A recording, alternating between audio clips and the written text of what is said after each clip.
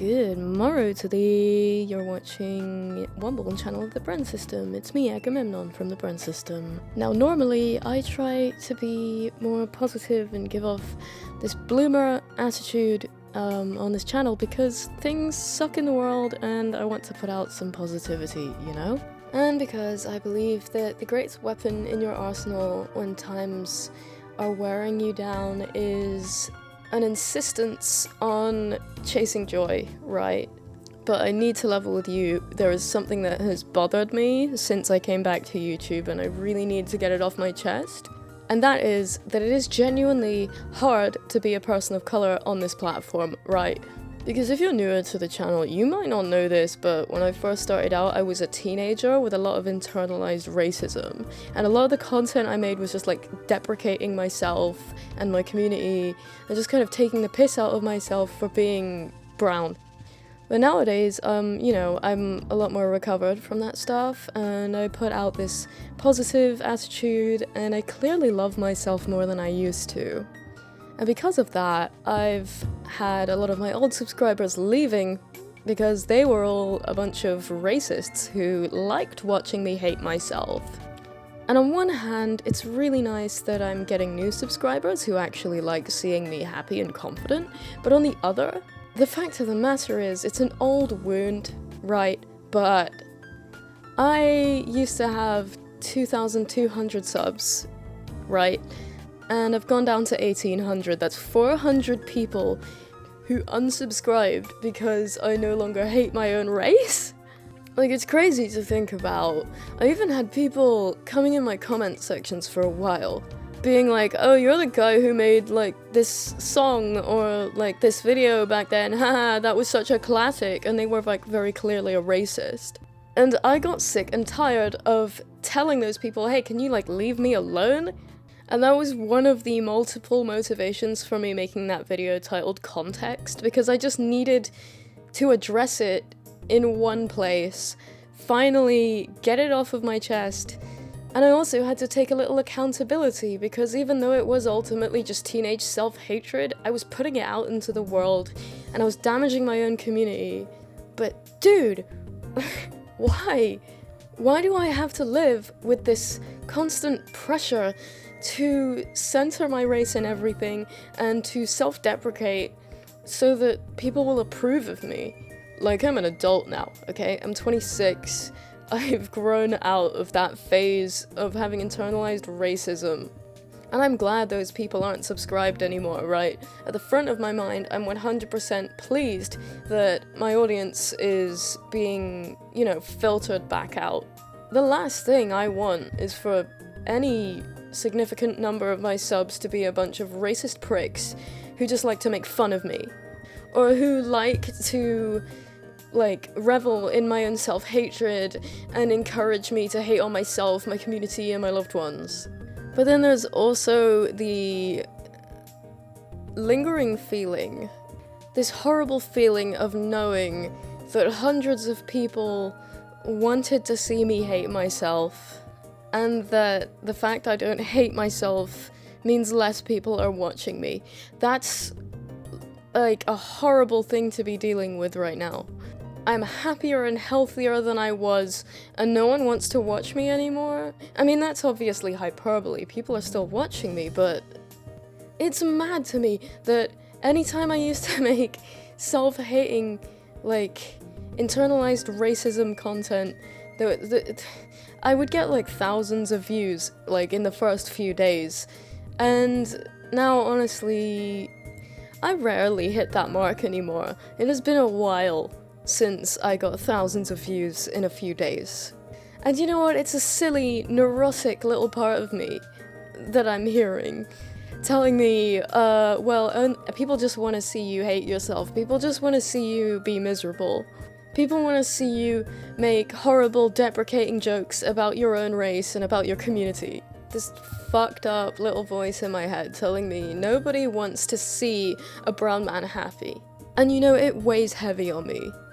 I'd like to pretend that I'm fully past it, but being real, we do still live in a society, you know, we live in a society, jokes aside, a society that is just prone to bigotry.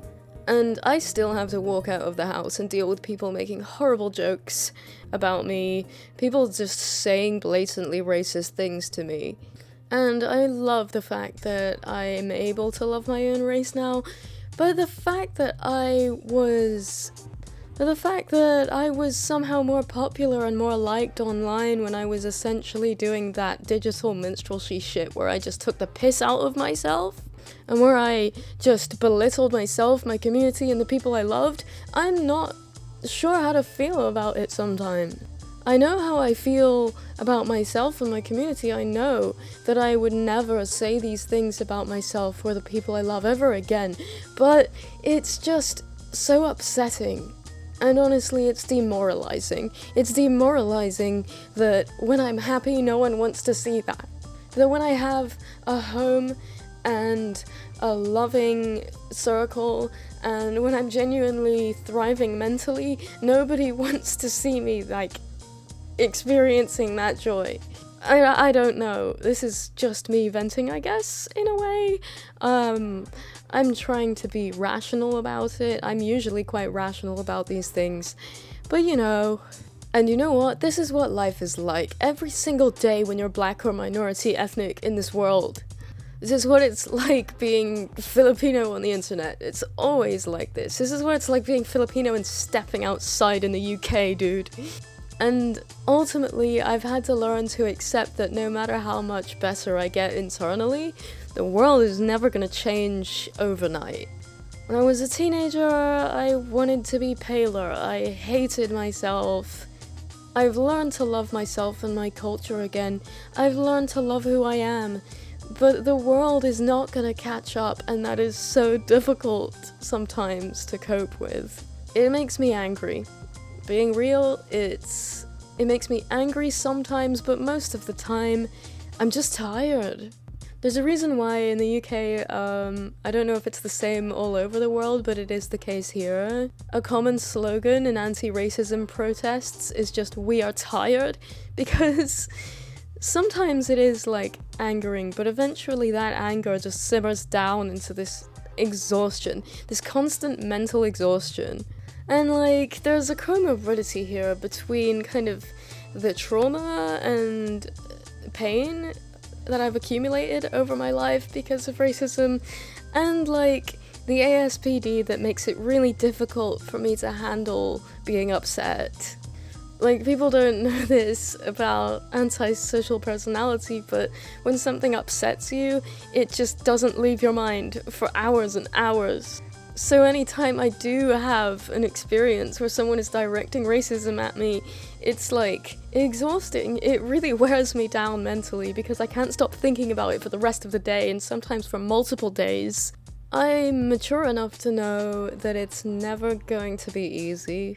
Like, come on, I'm Filipino, I'm transgender, I'm intersex, I'm disabled. There's so many things that are constantly going to affect me, that are always going to be stigmatized by those around me. I'm constantly going to be a pariah until I die.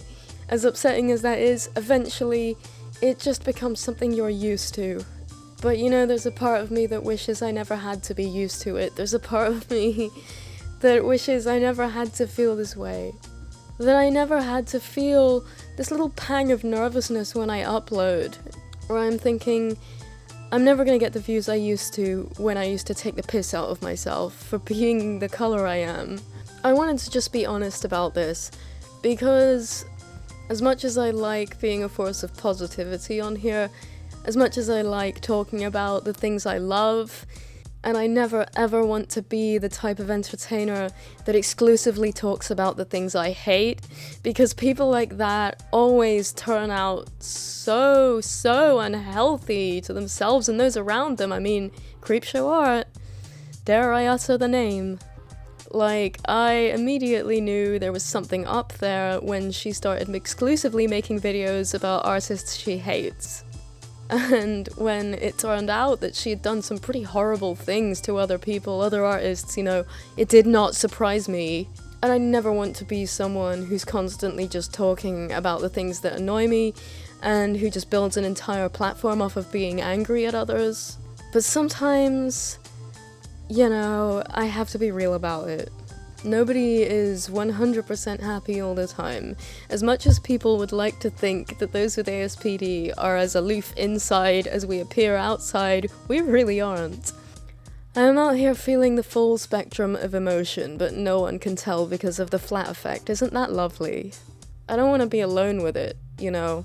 And when we started making these art vlogs, the whole point was to talk about what we've had on our mind, right? And it's not always gonna be something positive.